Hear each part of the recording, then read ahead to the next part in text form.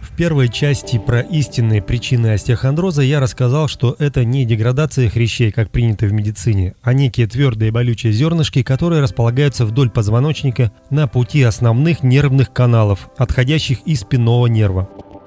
Всякие триггерные точки, лимфатические узлы, болезненные точки в мышцах и прочее – все это про другое. Зерно, про которое я говорю, крепится на кости, на пути следования нерва. Вначале я нашел взаимосвязь остеохондроза с употреблением мяса, алкоголя, молочных продуктов, жареного, сигарет, кофе, соли, сахара и в итоге самое главное с количеством употребляемой пищи. То есть все это еще и есть надо совсем мало, редко, не заступая за грань излишества. Когда остеохондроз перешел из состояния тотального в локально-эпизодическое, его стало возможно исследовать. Странное поведение этих зерен, кочующих по телу в случае их разминания, систематизировалось. Оказалось, что они могут находиться не только рядом с позвонками, но и на костяшках пальцев, под коленной чашечкой, на крестце, лодыжке и много где еще. Вводило в недоумение еще скорость, с которой стали перекочевывать остеохондрозные спазмы. Иногда уже через несколько минут после разминания они могут появиться в другом месте. Ощущение, что кто-то просто перетыкает иголку в другое потенциально больное место. Почему иголка? Потому что спазмирующая зона, то есть зернышко, маленькая, всего 2-3 мм. Дальше стал обращать внимание, что иногда по телу шарятся как бы тонкие невидимые волосинки. По рукам, плечам, ногам. Вроде смахнешь рукой, почешешь и ощущение проходит. Может, и не стал бы обращать внимание, но елозит такая волосина по телу, потом бац, и кольнет в каком-то месте, а место это, которое уже спазмировало раньше. И вот это уже тенденция. Как-то смотрю, сын тоже смахивает с рук, ног что-то невидимое. Расспросил. Оказалось, и он чувствует нечто подобное. То есть нас как будто что-то все время обслуживает для отбора энергии, но мы не можем на этом сосредоточиться. Есть свидетельства, описанные в книгах, когда космонавты, пребывая в космосе, становятся натуральными экстрасенсами.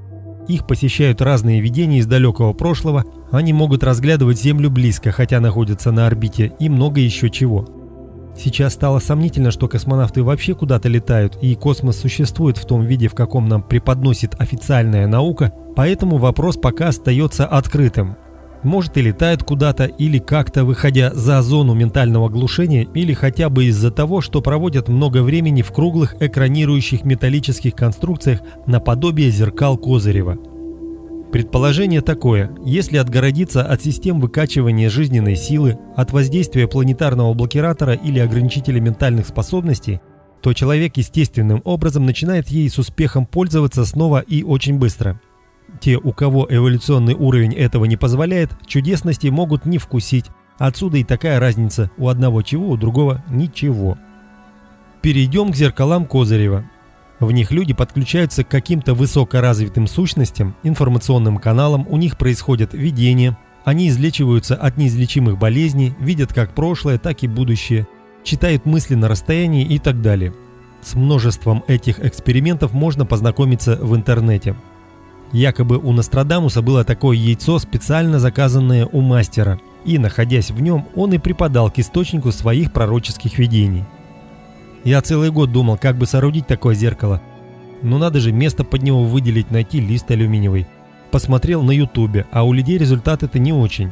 Вот и думай, стоит ли начинать без понимания сути явления. Что интересно, естествоиспытатели утверждают, что толщина алюминия не так уж и важна. От мятой алюминиевой пленки эффект не хуже, а где-то даже и получше. И тут я наткнулся на использование обычной пищевой фольги в быту, конкретно для лечения остеохондроза и от других мышечных болей. Вот это номер, какого кругаля я сделал. Оказывается, обычные домохозяйки берут полоску тонкой фольги и клеят на то место, где болит, и оно якобы проходит. И вот читаю в интернете. Одна знакомая бабуля берет походное одеяло из фольги и, когда совсем не вмоготу, идет домой, укрывается, подремлет 30-40 минут, а потом бодрая такая встает со свежими силами и переделывает всю домашнюю работу. Толстая алюминиевая фольга на строительном рынке дорогая, продают рулонами, а вот фольгированный изолон – это, пожалуйста, от 35 рублей за квадрат, а в квадрат уже можно даже завернуться. Я провел на эту тему полевые испытания. И вот мой отчет. Первое, что я сделал, это взял небольшой кусок фольгированного изолона, который у меня был под рукой, и положил перед сном под спину. Результат оказался потрясающий. Утром именно в этой части позвоночника от середины до копчика была необыкновенная легкость и расслабленность. Я уже и забыл, как это бывает. А от середины и вверх, где не было пленки, как обычно, умеренно, но неприятно напряжено.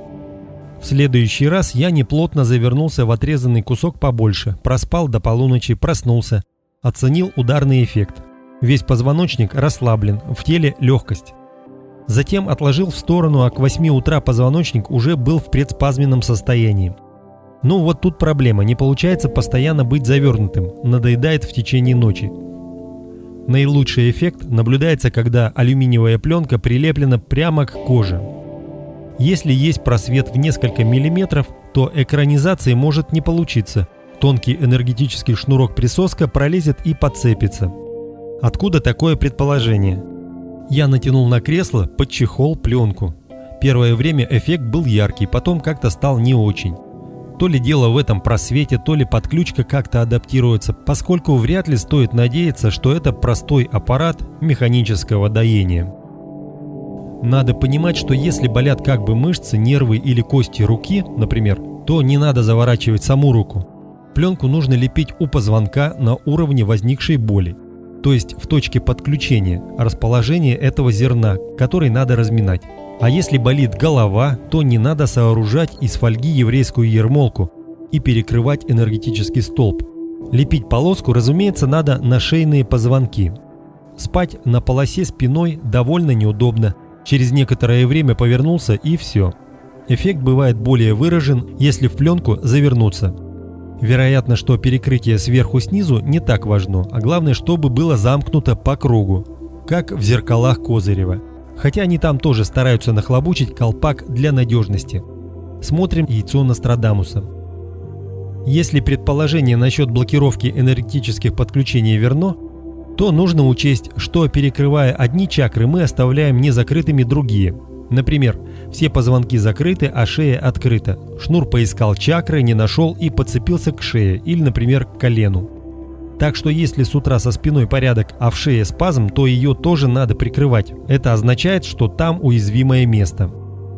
Разумеется, установив факт облегчения от такого применения, медики могут утверждать, что это эффект от теплового компресса. Но я же долгое время пытался греть эти места, и все было безуспешно. Биоэнергетики предположили, что биотоки отражаются от фольги и происходит оздоровительная накачка. Ну, тут есть над чем подумать. В фильмах людей, которые заворачивают голову в фольгу, высмеивают. Если такой обложится фольгой, гадалки не ходи, шизофреник. Идя от противного, мы можем заключить, что о таком способе ментальной защиты от нападений и подключений людям давно известно повсеместно. Откуда-то взялась информация, чем нужно оборачивать. А социум, структурированный инфернальным миром, определенно озабочен такими действиями и предпринимает все необходимые меры для высмеивания и изоляции таких любителей избежать дойки или ментального воздействия. Что мы имеем? Блокирование энергетического шнура возможно упорядоченными структурами определенных металлов. То, что на пути энергетических потоков можно ставить барьеры, мы уже знаем из фэн-шуя или исследований спин-резонансных технологий Шипова и Акимова. Как-то я общался с Шиповым, он мне объяснил, как сделать простейший торсионный генератор. То есть такими вещами по блокированию ментальных вторжений можно было бы заниматься совершенно научно, если бы это не преследовалось комиссией по лженауке и другими структурами. Алексей Кунгуров выдвинул предположение, что в наше якобы средневековье, согласно истории, доспехи изготавливались для отражения электрического оружия. А в свете догадок насчет энергетических блокировок структурами решеток металлов можно было бы предположить, что еще плюс к этому для защиты от ментальных атак. И толщина доспехов тут уже не столь существенна. Каждый остеохондрозник знает, что утром уже разогнуться трудно, но потом так расходишься и вроде полегчало. Можно себе уже позволить какие-то наклоны и нескромности в движениях.